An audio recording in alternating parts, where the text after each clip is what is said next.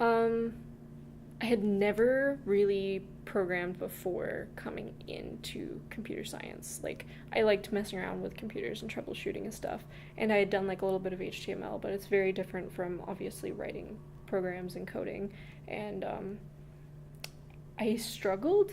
I didn't really, I wasn't like everyone else. I felt like everyone else, especially my peers, had already had some experience. They had some sort of computer science class in high school, had done some projects on their own, had mentors, or like their parents were in software.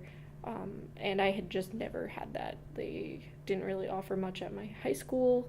Um, I didn't like have any experience coding before then. So when I came in, it felt a little isolating because I was struggling when other people were like, "Oh, I've already learned this," and they were like flying through Python, which was our first course, and I was severely struggling. And then coupled with that, we also had 140, Computer Science 140, which is the foundations course. And everyone was struggling with that because it was various topics that no one had ever seen before. And so I felt a little better knowing that everyone was struggling with that. My roommate at the time was in computer science as well, and she kind of helped me a little bit and made made me feel a little better that I had at least one other girl that I could like talk to, and we were both kind of like, this some of this stuff feels ridiculous, and like I don't know what to do and stuff like that, and we would work together, and that was nice. So I got this internship over the summer with a professor when I was a sophomore in high school.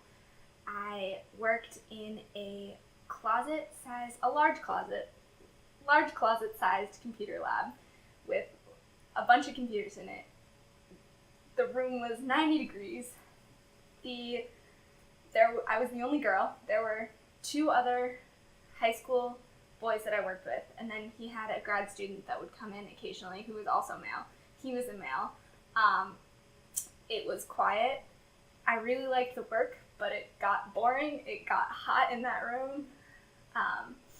And it was fun, but it made for long days sometimes. I feel like it was mostly just try and figure it out on your own.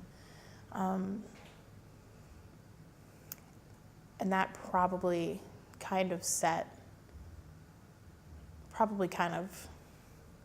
the bar for where I felt with programming. I still don't feel like it's one of my strong suits. Yeah,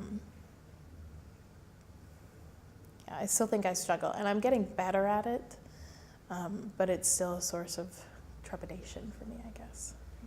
When people tell me that they want me to code them something, I'm like, oh, I don't know if I can do it to the best way that somebody else could do it, I guess, because of that. I'd still definitely view coding as something that's a little scary to me,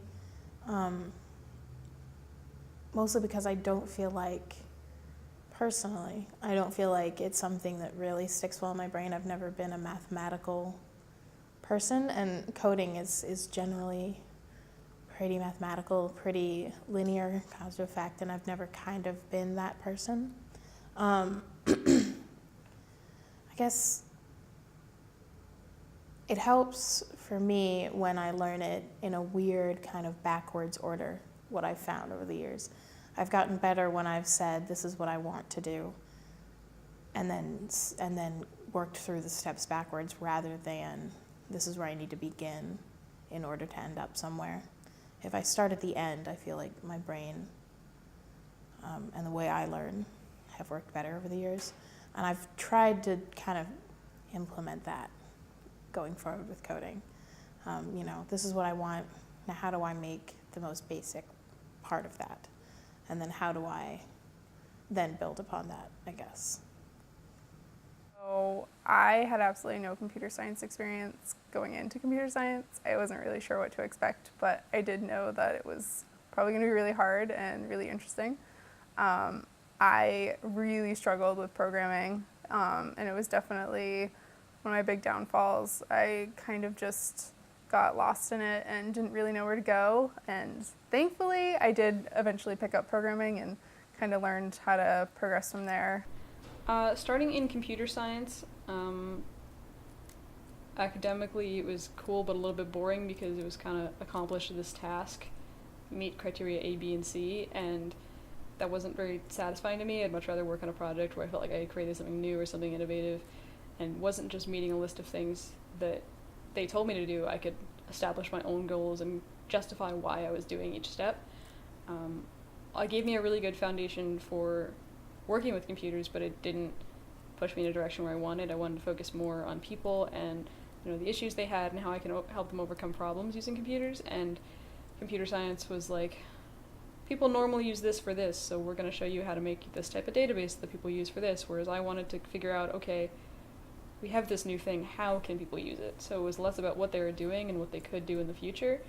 And I found out about new media and it seemed really interesting. When I decided I wanted to go into the master's program, my advisor, who was Kate Beard, who is still my advisor, said, well, you don't have any programming experience and you didn't take calculus. So, and I was a non-traditional student, so I was older on top of this. So I took a couple of basic, 100 and 200 level programming classes that they had in computer science, which was separate at that time, and took my calculus, and I had a lot of support actually from a friend of mine who was a PhD student in the department.